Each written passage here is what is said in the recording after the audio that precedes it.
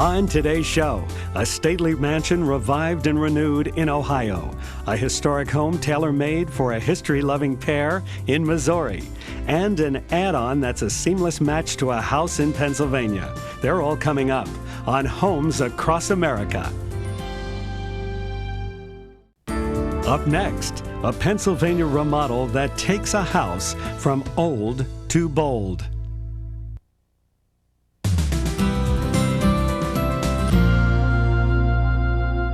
You know, in real estate, it's all about location, location, location. Well, meet a Pennsylvania couple who bought an old house for precisely this reason. They then had to decide what to do about the old house they just bought. Tear it down or fix it up? We'll see how they solved their dilemma.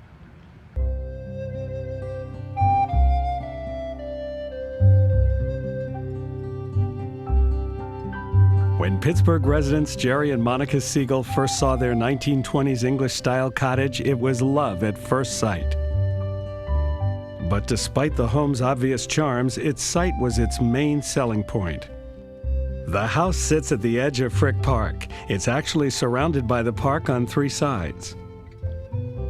Most of the houses along the park are passed down from generation to generation. Very rare that people will sell. And this is one of the prime corners of the park. They felt the home's almost 1 acre lot offered the best of both worlds, a place located in the city, but that felt like it was in the country. Although the lot was roomy, the house wasn't. They flirted briefly with the idea of tearing down the house and starting from scratch, but then they decided the house was worth saving. When we finally were able to see the house without the shrubbery, we recognized it had a great deal of charm to it and was constructed like a tank out of stone. And what we had to do then is sandblast the stone because it had taken on a black hue. And when we finally had it sandblasted, we found out that the stone was not black, but actually a sand-colored stone. They decided to remodel and called in architect Roy Penner to talk about adding on. What they wanted was a great room concept that was the kind of an open space for the gathering of the family that the kitchen was integral to and would be the social element of the house.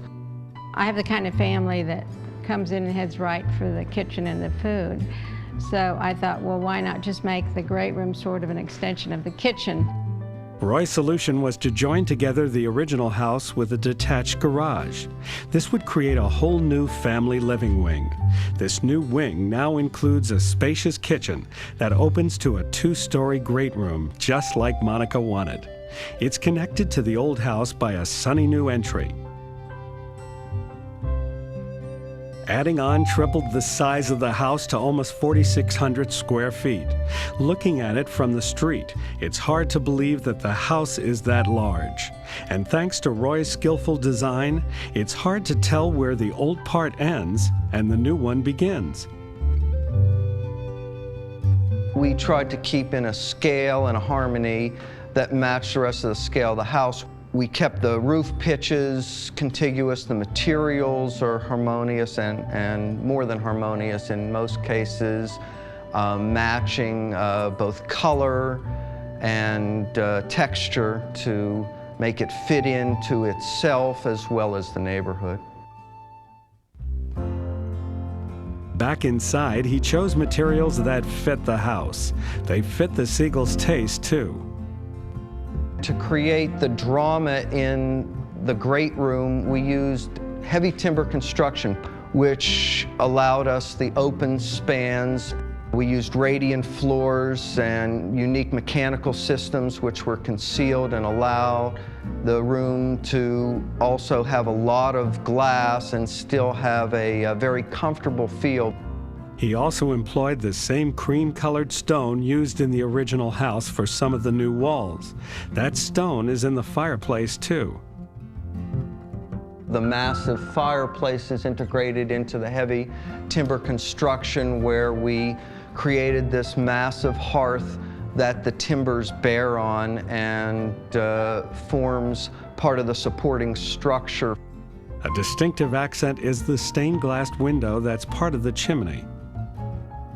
And now you see how Scotty, who was the stone man, was able to frame it as well. Another impressive touch is the great room's dramatic wrought iron chandelier. It's the work of Pittsburgh artist Rob Weaver. He took our idea of a design that we first found in one of the Frank Lloyd Wright books, and he was able then to transform that into what you now see. The use of wrought iron was inspired by the Siegel's new front door. It's an antique from a 19th century home that used to sit on Lake Erie. It's also inspired them to have Weaver create wrought iron banisters and railings in the new wing too. I think we have a very functional home, and one of the biggest compliments I've ever had on the home is yesterday my granddaughter brought an 8-year-old friend, and they played for a while, and she came over to me and said, "This is the coolest house I've ever seen."